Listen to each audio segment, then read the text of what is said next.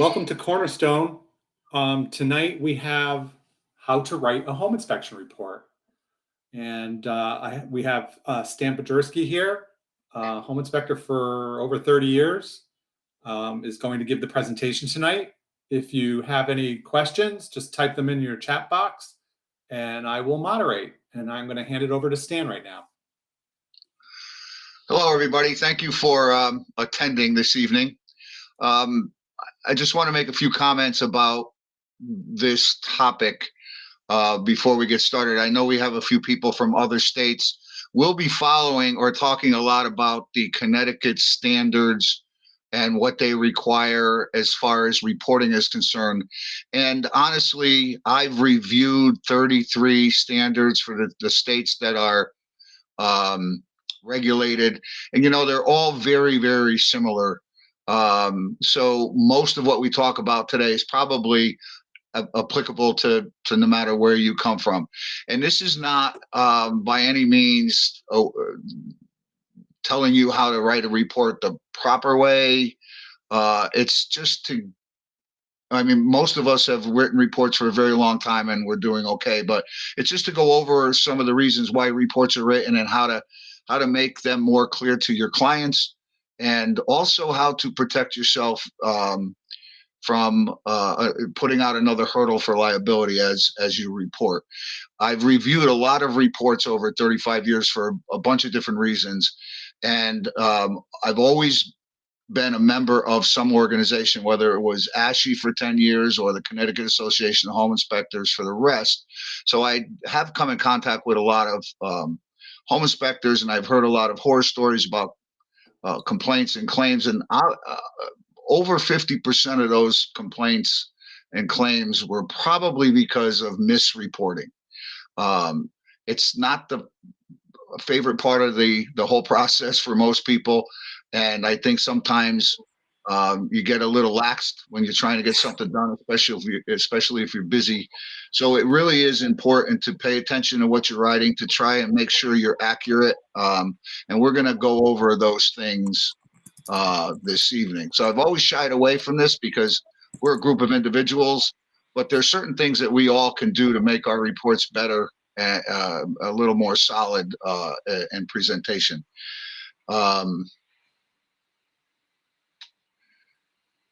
So we've been writing reports as a profession for probably over 55 years. And what began, especially when I got into business, as a 5-page handwritten or typewritten report has turned into 30 to 150 pages of information. And more than likely, everybody goes well beyond what actually needs to be conveyed.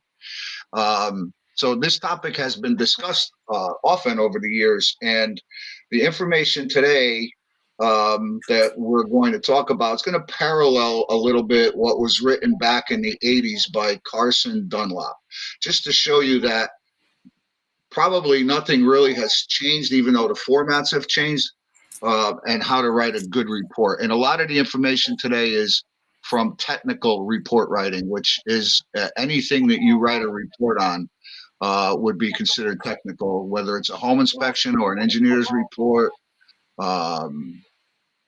There are certain criteria to follow. The evolution of reporting. So like I said in the beginning, if you look on the far left there, that's one page, but reports used to be typewritten, and they used to generally follow a narrative style. So there'd be a heading like roofing, and then, or let's just say the beginning of a report would say, today there was an inspection at 40 Victory Court. The property contains a Cape Cod style home built in 1943, and it would be like a story, basically, no summaries, and it would be however pages long to convey the information. And then it turned into a checklist because back then we had some guys who thought maybe they could make some money off the home inspection profession, and they started pumping out these 2-page NCR or 3-page NCR on-site reports where all you had to do was fill in a checkbox and submit your report, copy for the realtor, copy for you, copy for your client. And then it evolved into what they called a matrix. So we had a legend up here, and you could circle some of these things, and then you had check boxes here, and then you had a place where you can write. That page right there, I don't know if you're going to be able to see this very well. This book actually was a report copyrighted from 1984 to 1991. This was a home inspection report. The Wow. pages with all kinds of stuff in it. In addition to what you filled out, diagrams. This is kind of like a paper copy of what our software is like today. But imagine this book costs $100 just to fill out a report. And imagine if you had to sit there and fill this whole thing out. Needless to say, that didn't really work out so well. And now today, on the right here, we have the software version of a home inspection report, which there's probably dozens of versions of. And everybody's trying to reinvent the wheel. But if you really break these down, they all look very similar in nature. And later on in the presentation, we're going to get into 4 different types, not so much to show you how the reports are similar or not similar, but how these 4 different home inspectors reported on a roof and the different ways that reports or information is conveyed. So preparation, back when I started, you didn't really see what you were going to inspect. You just prepared your whatever paperwork you had, and you drive out, and then you drive up, and sometimes you wanted to keep on driving. The house looked so bad, and then you just dove into it. Today, you can go on the internet, and I populate my inspection reports with as much information as I can take off the pictures. So my report's already started by the time I get to the inspection. And I like that because I got some feel for what I'm going to be up against. Although the pictures on the internet today, sometimes you have to look at the house and go, is this the same house that the pictures portray? But at least you got an idea of what's going on before you get there. So you kind of start preparing in your mind. There is a purpose, obviously, for our home inspection report. It is to convey important information discovered during an inspection. That is what we're there to determine the condition of the house and then give our folks, our clients, a report that documents that home and its condition. It would be beneficial to everybody if it was easy to read and easy to extract the pertinent information. Is this icon, do you see this? This isn't supposed to be there, but we're going to just move through that. If you prepare your report properly, you will reduce your liability by identifying certain things that could be lead to trouble later if you did not. And of course, in a state that is regulated, we have to meet the state requirements for what needs to be. There's 2 words that Connecticut uses, report and describe. And then some folks think you are marketing your business with your report. And I think under certain circumstances, you probably can. If a realtor likes the way your report lays out and how they can get information out of it, then they may tend to use you on a regular basis and maybe pass your name on to somebody else. However, it could work the other way. If your report is difficult to traverse and pull out this information, then they may just say, leave you off their list. So keep that in mind when you're preparing your report. We're going to talk about what the report should include, but it's definitely up to each individual person whether you want these components in your report. This is from a technical writing point of view. Do you have a cover letter? Do you need a cover letter? A cover letter will explain who you are, what your company name is, among other things, time, date, things of that nature. Do you have a table of content? I do not, because my report, a lot of times the different headings break up into 2 or 3 pages. So I don't use one, but a lot of guys do. A lot of times they'll customize their report to try and fit everything on one page for each component. Definitions. I take a lot of the definitions from the state standards, Connecticut state standards, and they are in my report. I'm kind of a firm believer of repetition.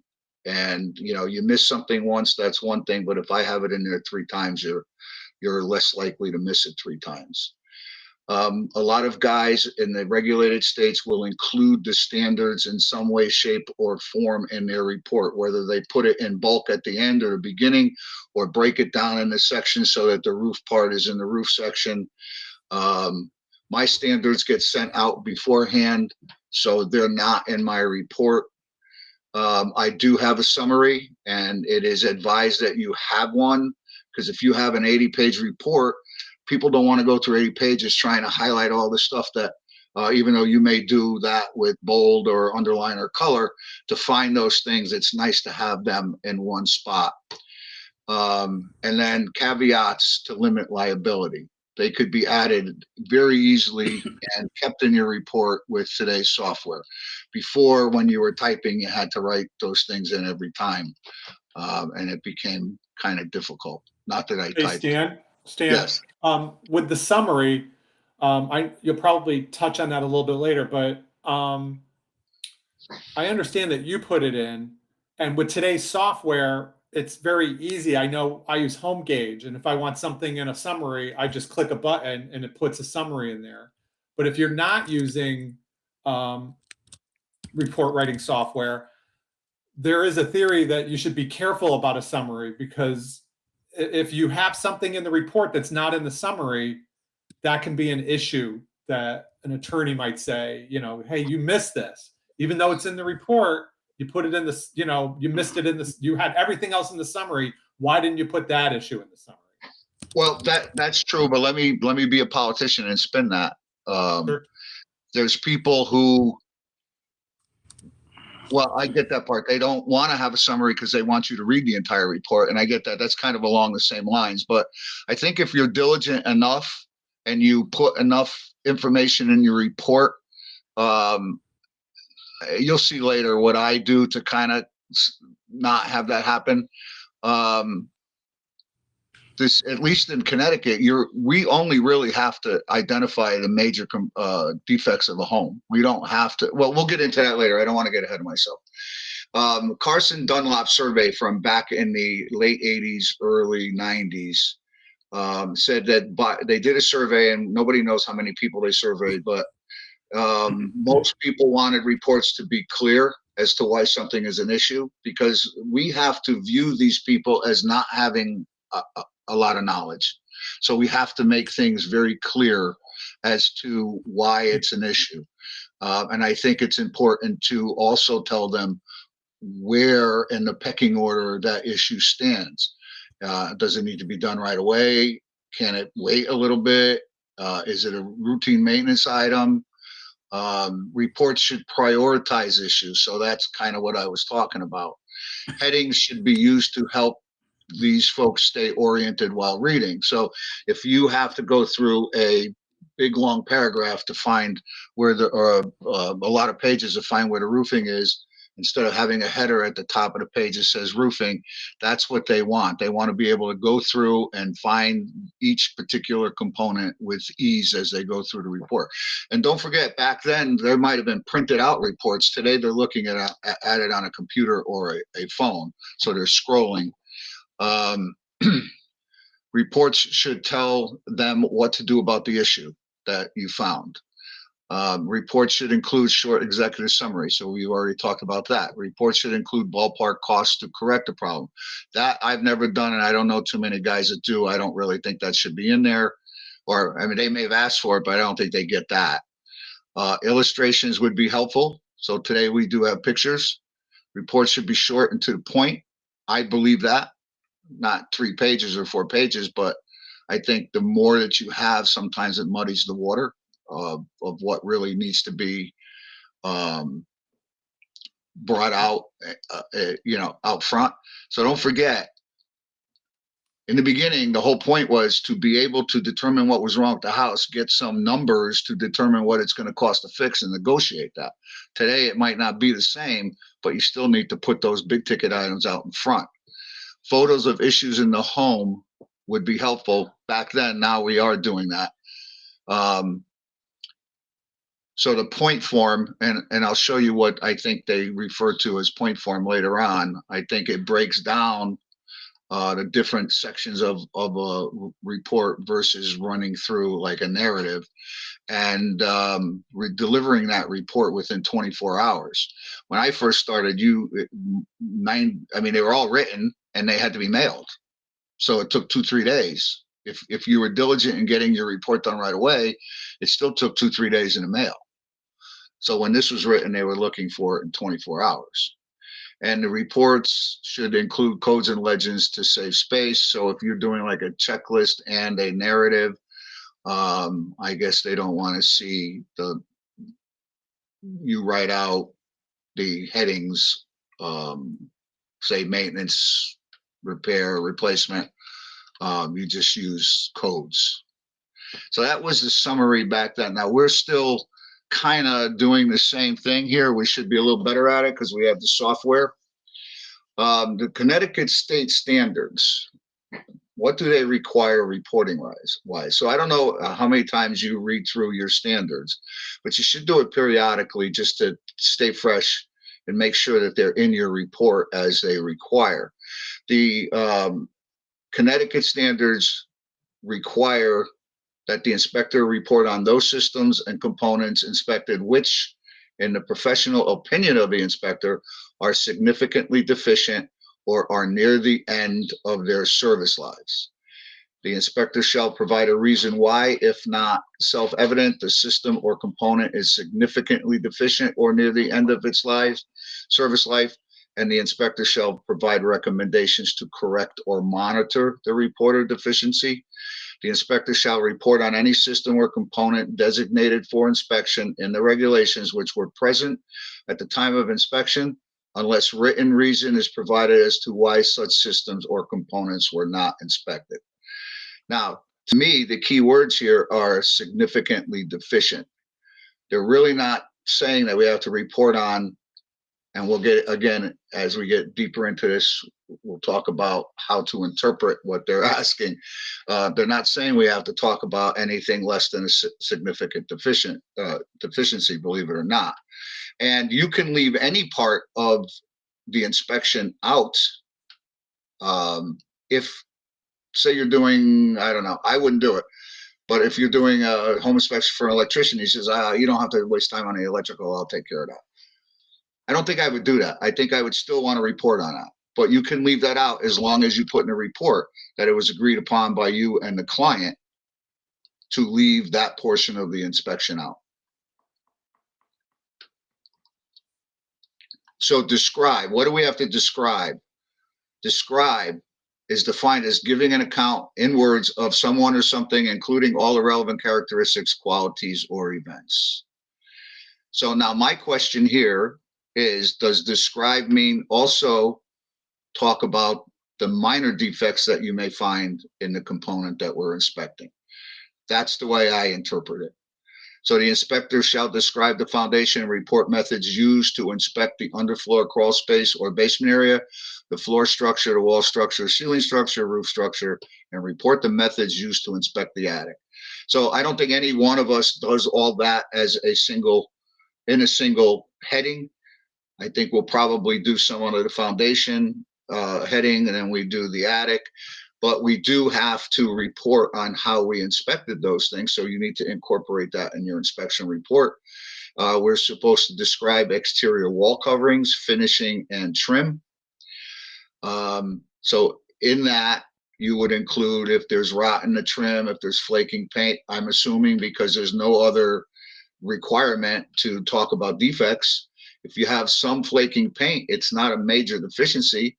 So you have to figure out yourself how you want to handle that, because I think it's a little vague in the standards. And then we're supposed to describe the roof covering and report the methods used to inspect the roof. I think that's pretty simple, but also that's left to interpretation as far as how you want to handle the defects. So is it functional right now? Yes, it could be 25 years. If it's not leaking, it's functional. You're probably telling people to replace the roof or at least budget for the replacement at 25 years, unless it's the new lifelong, which is probably not true either. And then the plumbing, we describe water supply, drain, waste, piping materials. If the water supply to the building is from an on-site well pump, then the inspector needs to describe the visible components of that system. We need to describe water heating equipment, including the energy source and the location of the water main and the main fuel. So all that needs to be in your report. Electrical, we're supposed to describe the amperage and the voltage rating of the service, the location of the main disconnect or disconnects and subpanels, and the wiring methods. So there you are in one sentence, but we go way, way beyond that. So again, each individual has to decide how far they want to go during an electrical inspection. But as long as you... Stan, even though we describe the location of the main disconnect, and it says or disconnects and subpanels, so we literally have to put where all the subpanels are. Yeah, and you know what? Think about if you had to, if somebody had a claim or complaint against you, who is going to look at this and review this? The Department of Consumer Protection? I mean, this is very vague, and we all do way more than this, but this is all you need to do to record in your report to prevent somebody from being able to say you did not meet the standards. Right. Your report can be 150 pages long. If you leave the standards out, they're going to tear you apart if you ever go to court. Right. You didn't meet if I do the best job in the world on describing the amperage, the voltage rating, where that service location is, the main disconnect, and I write everything up perfect, I miss something in the laundry room, and everything else is perfect, but I don't say where the subpanels are, that's technically I didn't live up to the state standard. Yes. Now, the reason why I bring this kind of stuff up is because guys have been tripped up because they did not meet the state standards in their report. And then the attorney, you know, whether it got to court or not, the attorney saying, if you can't follow the standards, which your license is based on, how do we know that you did the rest of your job properly? So it's really important. The standards are there to help us, to protect us. You got to get the minimum state standards and what they require in your report. Now, once your report's set up, unless I miss a part of my report or leave it blank, this is all going to be covered in my report, as long as I don't skip over something. The heating system, all we have to do is describe the energy source and the heating method by its distinguishing characteristics. What does that mean? Distinguishing characteristics. It's red and it's big. I think they mean, is it, what about distribution? Is it baseboard hot water? Is it ductwork? Is it direct? Is it oil, gas? Is it a wood-fired furnace? So even though that's a very simple one-line sentence, we definitely need to report on more than that. If not just to cover ourselves. Maybe, you know what? I'm going to be honest with you. I remember early on in my career, somebody asked me if I was going to inspect the heaters. And I'm going, heaters? What, you got like space heaters? How many heaters you got? I'm thinking they're talking about the furnace. The heaters in each room. So you can't, even if we say baseboard distribution, it doesn't mean your client's going to know what you're talking about.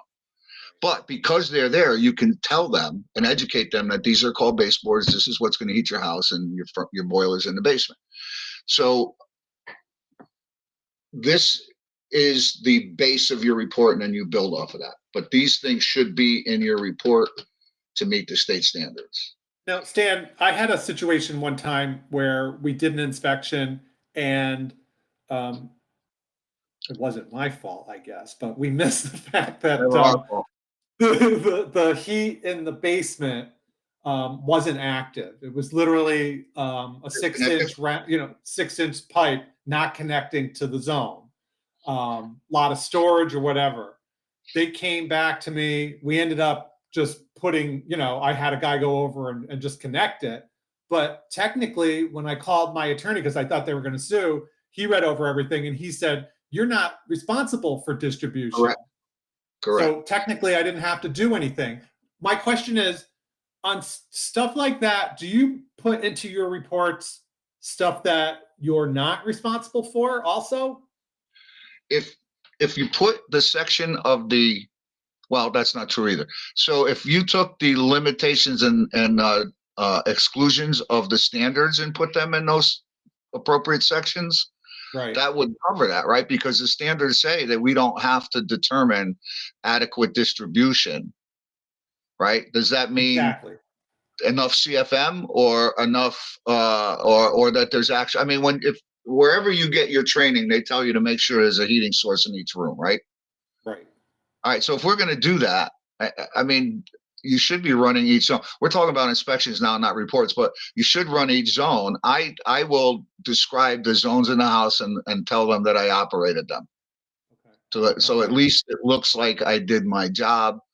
I'm not getting into distribution and is there enough, but I will report that it was a 2-zone system. Both zones were operated and both zones were maintained. Like, let's say it's 0 out and I get in the house. I will report that both zones were holding the set points on the thermostat during the inspection. Now, the state of Connecticut, I believe, also requires that you put in where there is no zone or no heat in an habitable room. A half bath on a colonial downstairs, a lot, those half baths in the hallways leading to the kitchen, they sometimes never have heat. But the state of Connecticut requires that we put in the report which rooms that are finished and habitable do not have a heat source. Well, I think that's a good idea, but I would have to, I'm telling you what they told, what they asked you to describe and report Okay. on. Right. Okay. So it's not in there. And then for interiors, I mean, we're talking about describing fireplaces, solid fuel burning appliances, and chimneys. And the inspector shall describe the insulation, vapor barrier, retarders, and unfinished spaces. It doesn't say anything about reporting on cabinets, countertops, walls, ceilings. I think we all do, Yeah. but we need to do the minimum to make our reports meet the state standards. So if you were to have a mock report based on those standards, and let's leave out defects, this is it. The siding is comprised of wood shingles and wood trim. The home is painted. The foundation is comprised of poured concrete. Basement was traversed to inspect the wood framing, wood floor framing. The wall framing was concealed by sheetrock and could not be inspected. The roof is comprised of asphalt shingles. The roof was mounted, traversed, and inspected. The home has city water. The water main and supply piping are copper. Waste drain and vent are comprised of cast iron, plastic, galvanized pipe. The main shutoff is located in the basement near the electrical panel, water heater, storage tank. It is gas fired. The gas shutoff valve is located in the gas supply line. That's a good place for it. And the home is serviced by a 100 amp, 120, 240 volt electrical system. The main disconnect is located at the top of the blah, blah, blah. So it's really, that is a state standard home inspection report. If everything's in good shape, you put functioning as intended. If there's a problem, something needs to be replaced, you would put it there. It doesn't ask us to record every single little defect in the house. Of course, we do go well beyond that, but I just wanted to show you that this has to be in the reports. Some guys don't go much farther than that. They really don't. So technical report writing, according to the Institute of Engineering and Technology, their guide to technical report writing, a technical report should consider the following. So we're going to replace technical report with home inspection report. The objectives. Who are you producing the report for? Our clients. So we need to keep in mind that they're not as knowledgeable as us. So format, we kind of talked about this already. Cover letter, things of that nature. You don't need them all. You can put as much as you want in there, but it doesn't really affect our objectives. We need to get, this is the most important thing. So writing, after you're done, spelling, punctuation, sentences, paragraphs, formality, all very important. If you make mistakes in spelling, if you leave out punctuations, it doesn't look good And it really can leave somebody wondering if you did the home inspection properly, if you can't get the spelling and the punctuation right. So this is, in my opinion, very important. And Jim, you and I go way back when I told you you should read your reports over again, remember? Yep. And I go back maybe 6-8 months, pull out a report and go through it just to see if I got everything right back then. Because when you're in the heat of the moment, you've inspected the house, writing the report, whether I don't know how many guys get their reports done at the inspection nowadays. I get most of it inputted, but I bring it back to the office and I go through it again and tweak it. So that's almost like second time doing the inspection report. I do not finish it that night.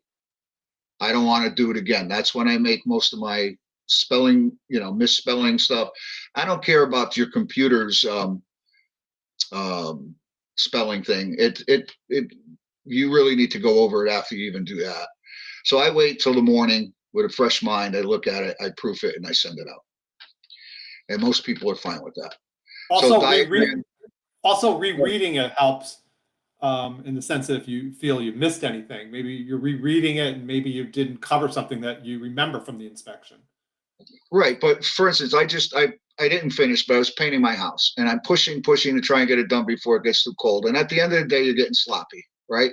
Well, same thing here. You do a home inspection, you prepare the report, and now you're going to try and proofread it and you just want to get it done. You might not put the proper effort into it. So me personally, I like to wait till the next morning and proof it. So 10 laws of good report writing.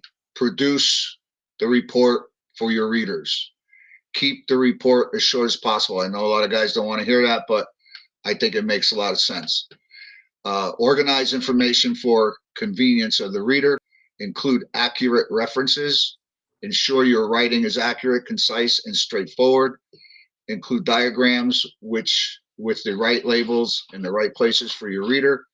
I would call those pictures, but a lot of guys do put in diagrams. Make sure your summary gives the whole picture in brief. Check the report for technical errors, typing errors, and inconsistency. Consider design as well as content. So does your design flow and help people get through the report properly? And then produce the report for your readers. Oh, wait, did I write that again? Yes, I did, because that, again, is the most important thing. Produce the report for your readers, not for the realtor, not for an attorney, not for the guy that's going to come in and check the plumbing and see how much it's going to cost to fix something, but so your readers understand what you're trying to convey. Stan, also on that note, what I've been adding in at the end of my home inspections when I wrap up with my clients concerning the report is, and agents have been very appreciative of this, I tell them it doesn't happen all the time, but if anybody calls you for the report, your insurance company or your mortgage broker, tell them politely that you can't send them anything right now, that you have to speak to your agent first. Ask them what they want, but tell them that you can't send them anything before you speak to the agent. I've had a couple of instances where roofs have been bad. I've told the client, don't send the report to your underwriter. They send it, and then they can't get a mortgage because the roof's bad. It doesn't happen all the time, but I specifically tell them, I'm sending the report to you, to your agent with permission. Do not send it to anybody else. Well, I don't think that's a bad thing. I know insurances are getting tough. Insurance companies are getting tough. So, and it's their prerogative. So I guess the less they know, the better off they are. But if you got a bad roof, you got a bad roof. It should be replaced. I know, but I've seen Bank of America keeps asking for the reports, and a lot of times it's a conventional and they don't need them, but somebody's sitting in an office and they want it. So this is just kind of repetitive here of what we already talked about. They want the important stuff first and allow the buyer to, but don't force them to drill down and get in-depth information when they choose. No jargon or technical terms without translation. We'll talk about that. These words here we're going to go over in a little more detail. But let me just move on through this here. So technical terms, you may understand it, and another home inspector that reads your report may understand it, but things really should be explained in layman's terms whenever possible. So things like terms like headers, joist, truss, swale, conductor, heat exchanger, polarity. I can't tell you how many times kids will be standing there shaking their heads yes, and I know they have no idea what I'm talking about. So I try to take a little more time to explain to them in language that they know what we're talking about, and I try to keep that consistent in the report. Sometimes you need to be technical, but anytime you have a chance to break down things in layman's terms, I think it's not a bad idea. Do not guess at something. I think if there's something you don't know, just tell them that. With the internet today, you tell them that you'll do a little research. It'll be in a report. You'll even give them a phone call. But do not guess. Do not leap to conclusions. So, for instance, if you report what you see, speculating can become an issue. So we noted extensive water damage at the eaves and exterior of the building. While it could not be verified, there may be concealed damage to the underlying structure. Now, if you go in the house and you see the wall has water damage on it, then you can write that as well.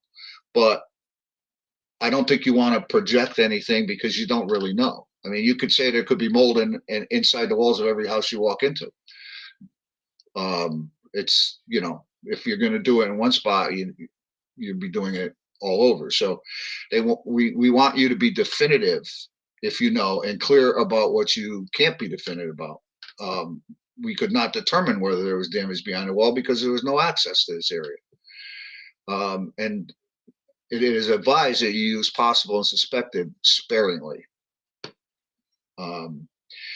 Set a limit to how often you recommend further evaluation. There's a company fairly local to me, and the realtors just complain about them all the time because every single component should be evaluated by a specialist for further information. So it's, too many times people may see a pattern and question your competence. So if you could make a call. Stan, sorry to interrupt, but on the other end, if an attorney gets hold of a report and said, you asked for a licensed contractor on 15 things, and then the other, you didn't, my client didn't feel they needed a licensed contractor and they let it go. I'm not sure I understand what you're saying. So you're just saying set a limit of how often you recommend further evaluation by a specialist. Right, but if you see a tub enclosure that's not caulked or not caulked well, you don't need to tell them to have it evaluated by a caulk specialist. Okay, I see what you're saying. You know what I mean? You don't need a landscaping person to trim your shrubs, although a lot of people won't do it themselves. But when it's necessary, of course. You're not an HVAC guy, and this thing's not. Look, that compressor's a ball of ice. I would report that in a report.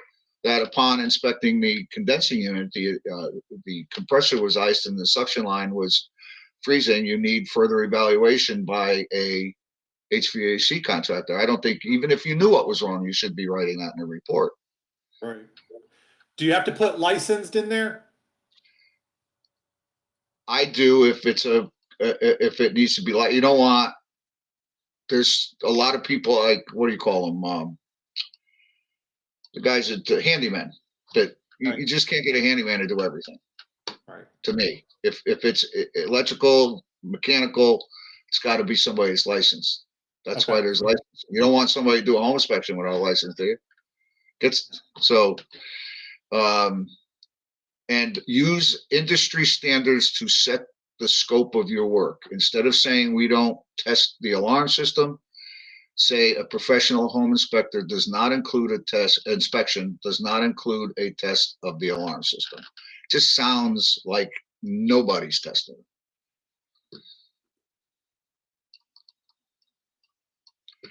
So record job specific limitations factually and clearly in a separate section of the report. So those are things that you can't inspect, crawl spaces that you couldn't get into. The roof was covered with snow. I think it makes sense to put them all together someplace else, but I put them also in the section where they belong. And just for, I believe in redundancy, but if I can't get into an attic, I will put it, I have a section in my summary that says items not inspected, but I'll also put it in the attic part of my report. Be consistent. Don't go into great depth on a single topic just because you know more about it.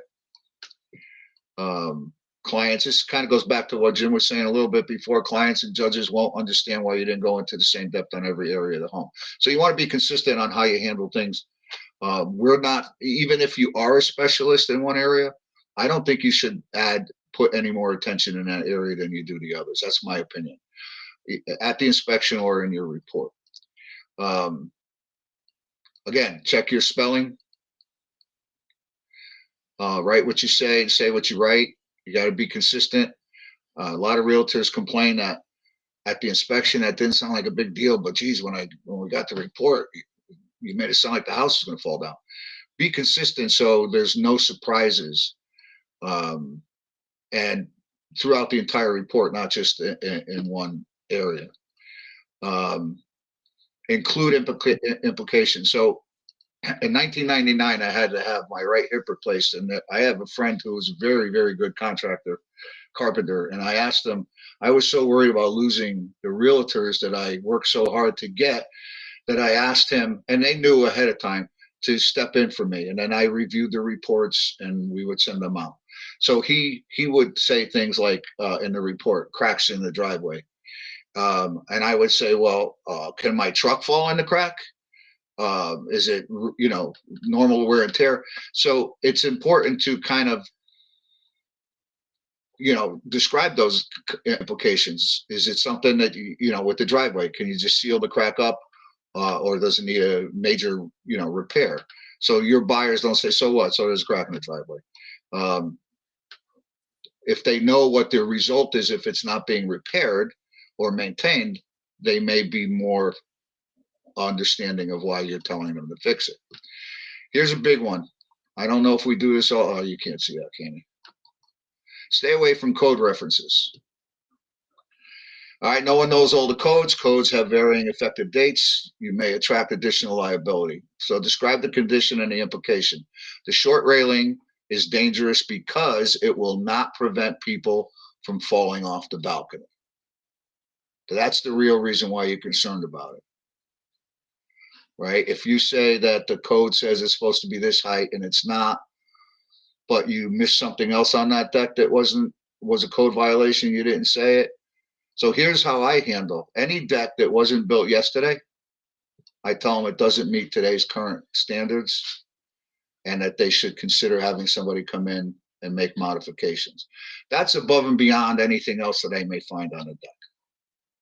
But if it's a solid deck and it's 15, 20 years old, it doesn't have a graspable hand railing, other things, I at least let them know that we've gotten a little better at building decks and you should consider bringing this up to current code.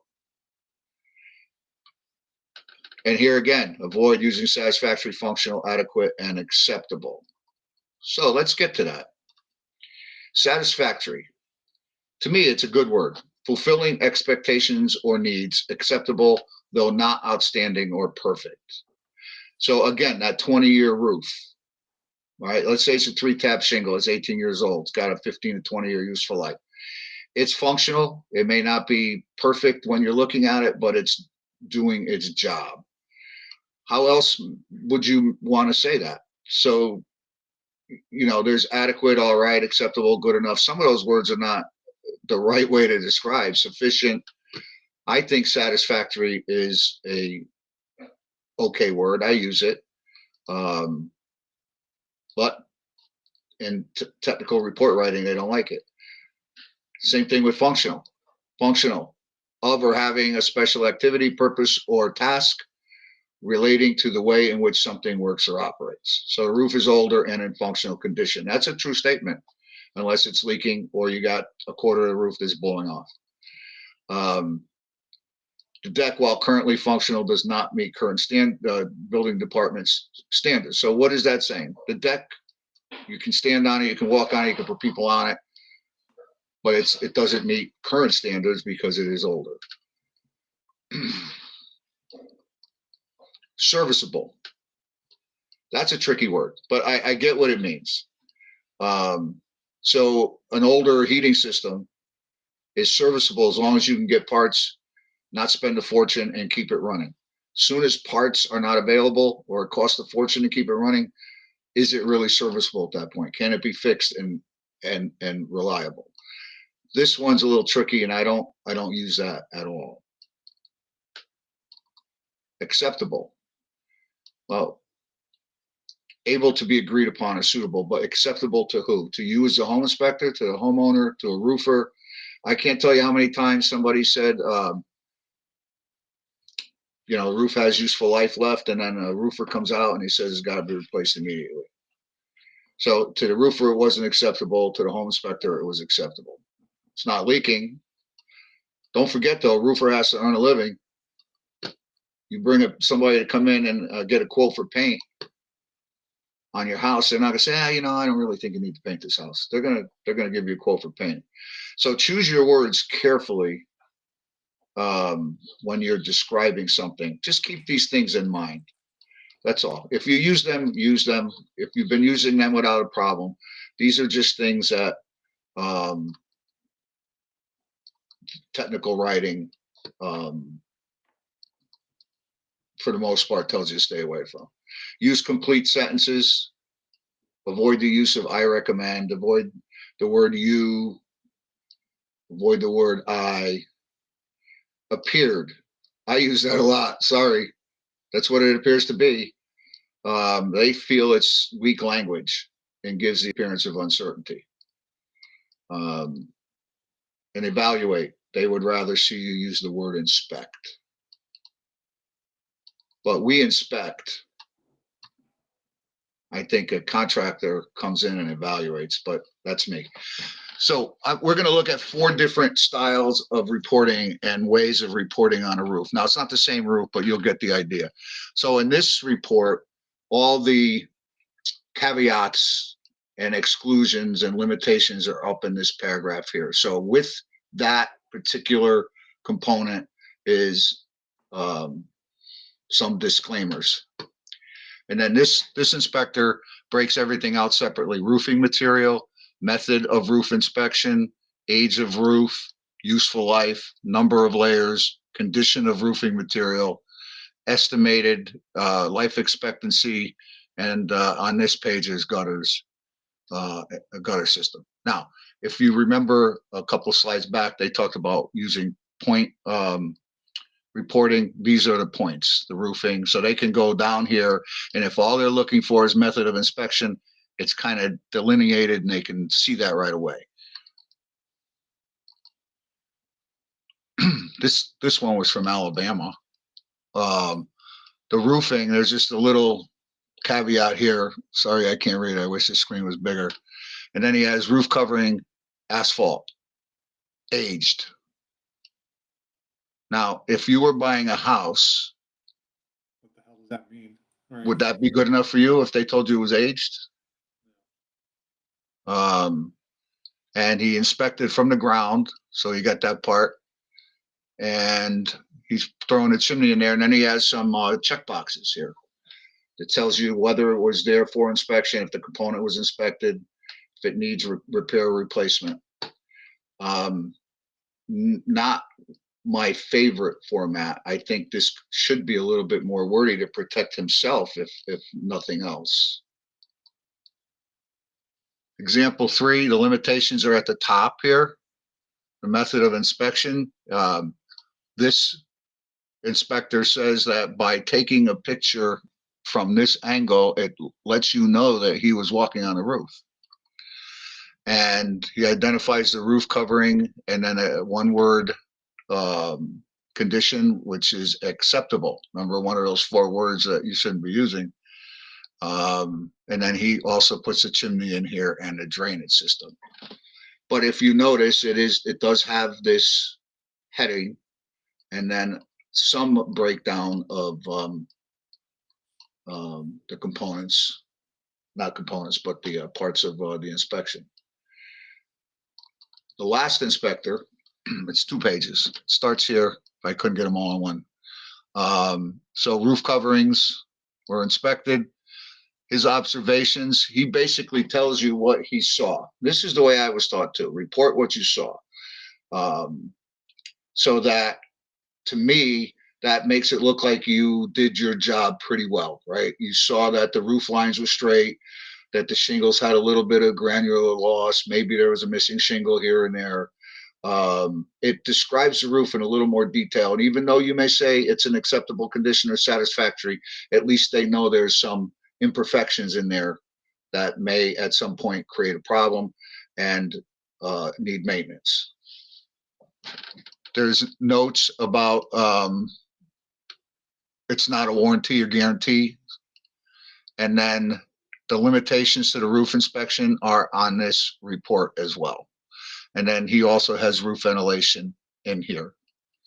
So those are, I could put 6 more in there. We'll have another 6 variations of the report. So you have to do probably what you continue to do, and you may want to tweak here and there. I add things like in my overview. These are all from my report. So I'm just going to go through some of these things quickly. The information report is designed to fulfill the requirements set forth by the state of Connecticut standard practice for home inspectors. It's intended to provide you with objective information. And this goes in every report. It's at the beginning. And then I define, inspect, report significant defects.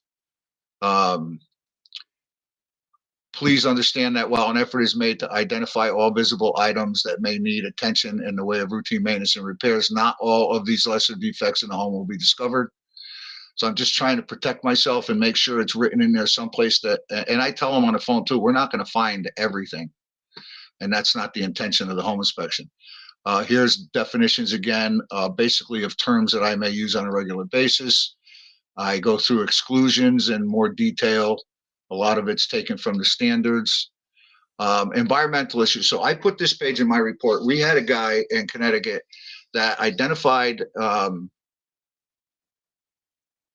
asbestos in a home, in a part of a home, and reported on it. And after folks moved in, they had an HVAC contractor come out and do something, and he found out there was asbestos in other areas, and they said even inside the ductwork. And this guy was handed a lawsuit, and I think he lost it.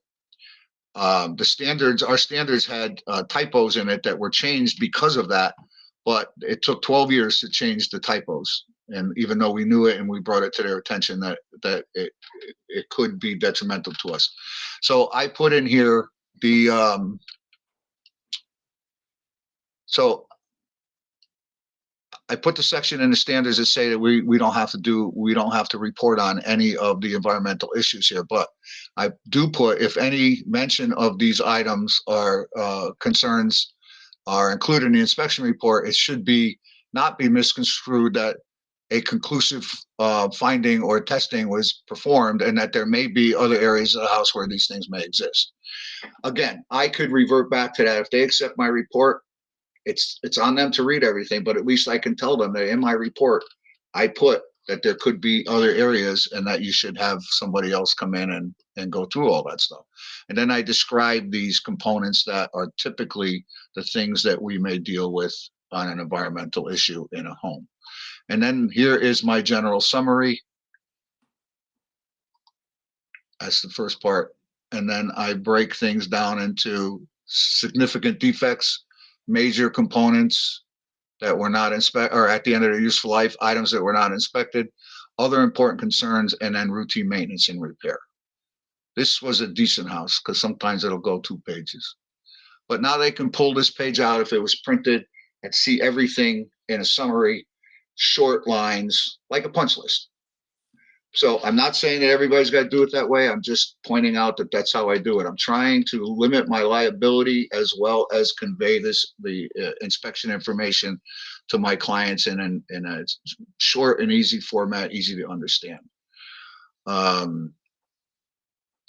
So we have 5 minutes left. Are there any questions?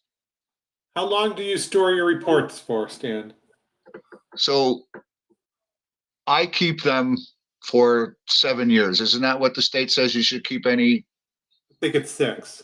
6 years. Yeah, I keep Yeah. them, but they're digital now. You know, before I used to have printed versions of them. There were cases and cases, and I would get rid of them every year. Now we're down to maybe, I still have, so any paperwork that I have a checklist, I have the written inspection agreements and stuff like that. I still keep those, but they're not in cases and cases. And every 6 years, 7 years, I get rid of them. But don't forget, at least from the home inspection point of view, the farther away from that inspection date, the less, I'm going to say, likely that you would be involved in a major lawsuit. All right. And, you know, I would love to push for a 1-year statute of limitations for home inspectors, but we would have to have mandatory insurance if that was the case.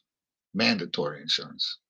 So with a signed contract, it's 6 years liability. With a verbal contract, it's 2 years liability. But like I said, if the You can get roof sued doesn't anytime. cave in the first year, I shouldn't use that as an example. If there's no issues within the first year, then each year that you get away from that inspection, things develop. Just like you can park your car in the driveway tonight and it won't start in the morning. Whose fault is that? Is it you for parking in the wrong way? You know? So, you know, that's for the next seminar, right? The law guy for the law Yes. seminar. Yeah. So The other thing that you went through on the webinar, which was very informative, was information off of Zillow. And I would caution any inspectors that information is not only always correct, and I'm sure most of you know to go to Vision or, you know, the town field card has the correct information. Most towns have it where you can just pull it up and see. I've done a lot of houses where they go, oh, it's 3,000 square feet. And I show up and it's, you know, I know by being in 6,000 houses that this thing's 2,200 square feet all day. And, oh, we thought the basement was counted as finished space or whatever, but the town might not count it. The town may count it. So I would check your field cards if you're going to be doing that. Another good advice for report storage, I know I use HomeGauge. HomeGauge has, and I'm not pushing them; they're not the best in the world. You can upload your reports to their servers, send your clients links so that they can download them. So I save my report there, but I don't make my clients sign in. I PDF my reports and email them to my client. So and Google storage is practically free for a long time until you fill it up. And then I store my reports on Google Drive. So no matter where I am, I can send a report if they need it fairly simply. So everybody uses report software, I guess. Yes, I would say. Well, you can't answer me, but I know guys that are still using Word templates, no pictures. Believe it or not, whatever gets the point across, you know, for them to still survive without pictures and using a Word document, they're people that refer them must be okay with that. But I know I got forced into taking pictures by realtors because they started asking, you know, how come you don't take pictures? And then I started getting a little bit nervous, you know. The other thing I do yearly is I print out the state standards, I read them, and I highlight what Stan has gone over, you know, how to describe things, what needs to be in the report. I highlight that, and then I have it next to me. When I'm writing my next report, I'm double checking that everything that the state is requiring to be in my report is in there. And I can tell you right now, sub-panel location, I've done this for almost 16, 17 years now, and I don't tell them where the sub-panel is. So that's got to start going into the report, that location. Because sometimes you'll have 2 or 3 sub-panels. But it's irrelevant usually to the buyer, but we're trying to meet the state standards, so somebody doesn't pick us apart and say you don't even meet the standards. What kind of inspector are you? Right. But we all have to go beyond them. I think we all are in agreement that you can't send a report out with just what they're telling us to record and describe. It's not going to work. It's not going to work. So So this was very, very good, very informative. If anybody has any questions, you can type them in now. But let's see, someone's typing. We'll see what they Hey, you guys say. should read the standards though every once in a while, just to make sure you're on point. So we're going to wrap it up. We have for Connecticut inspectors, the 14th and 15th is our law seminar. It's going to be two 90-minute seminars, one on the 14th, one on the 15th from 7 to 8:30. Different subjects both days. So you have to show up for both days to get your credits. So we will send out more information by email, and I will have everybody's certificate out to you in the morning. And thank you for attending. Have a good night.